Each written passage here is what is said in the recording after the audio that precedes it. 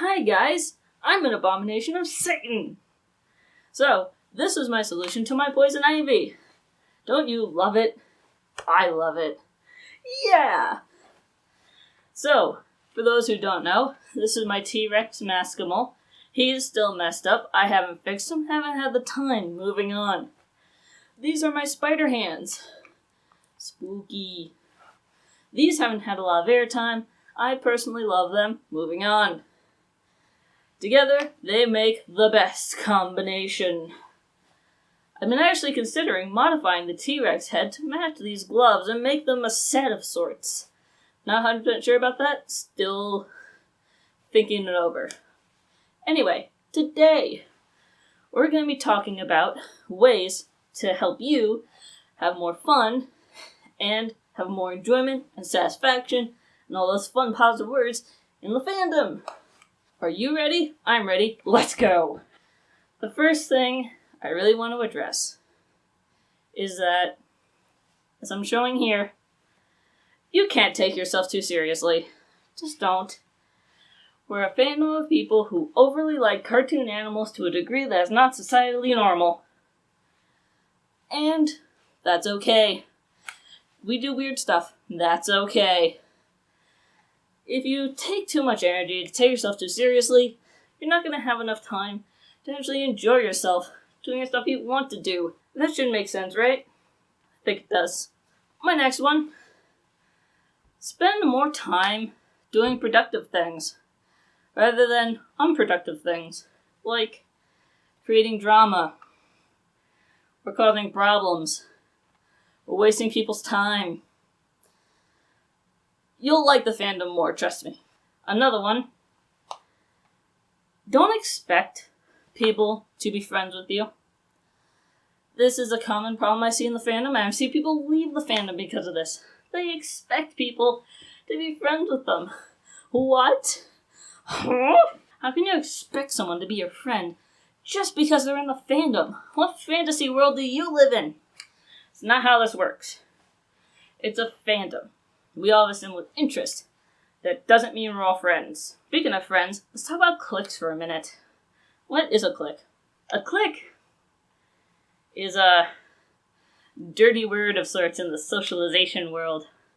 It basically means, actually literally means, a group of people / friends who all share a similar interest or something that don't tend to like other people join the group.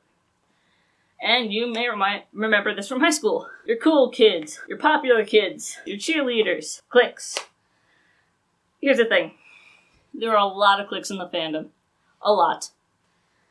But what people don't realize, and this is something high schoolers never realize, but adults do, is that cliques are everywhere. Everywhere. Any group of friends, to an extent, can be considered a clique. Because, to an extent, you and your group of friends, of any particular nature, want to keep that group of friends relevant to why you are a group of friends, hence being somewhat exclusionary. That's okay. It's normal in society to do this. So in the end, cliques are okay. They're not bad, they're not necessarily good, they're just neutral. So, when does a clique become a bad thing? Well, let's go back to furries. Let's say you have Pop You Fur McGee over here. And he has his clique and his group of friends. And you want to go over and say hi. You don't even necessarily want anything else. Not even a picture. You just want to say hi. And they immediately shoo you away because you're not one of them. That is not good. That's bad. Which is another tip. Don't be that guy. Just because you have your cliques, even if you're like 4 or 5 different cliques, don't be an exclusionary asshole to other people. You can have the mindset that, oh, this person wouldn't fit in with this particular group of friends. It just wouldn't work. That doesn't mean that you have to specifically deny their friendship as well. Now, here's a convention one. People go to conventions sometimes, especially when they first start going, with the intent of going there, meeting new friends, and basically having a 4 or 3 day party. Conventions aren't just that. And then, when they realize that it's not a 3 or 4 day party, they get sad and depressed and just like, this was the worst con ever. I'm never doing this again. I'm leaving the fandom. Fuck you guys.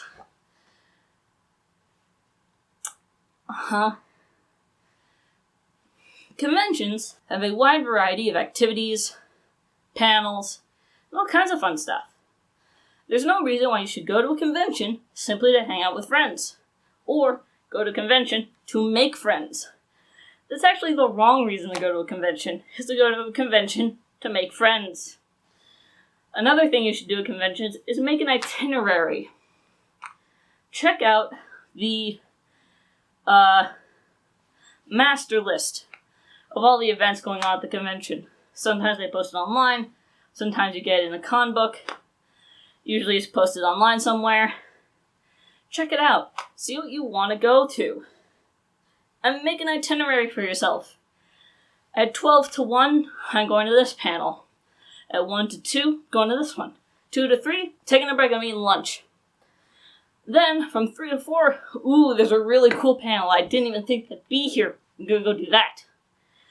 Then, 4 to 5, there's nothing really going on that I'm interested in. I'm gonna go wander.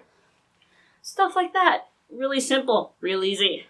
If you look at a convention's schedule of events, and you realize there's nothing there that you're interested in at all, maybe, just maybe, you might not want to go.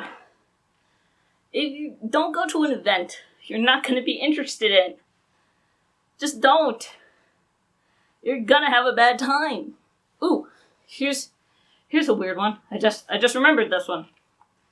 So, I see this a lot, and it's kind of funny. People like to ask the question of what they can or can't do in the fandom. And I don't mean necessarily in terms of good or bad behavior. I mean, like, can I have a purple dog? Of course you can have a purple dog character. I mean, are you kidding me? Duh. But people actually ask this question. Which leads me to believe that some newer members of the fandom don't realize that there's no limit to creativity here. There really isn't. So go wild and do whatever you want. Be yourself. And if someone doesn't like what you came up with, screw them.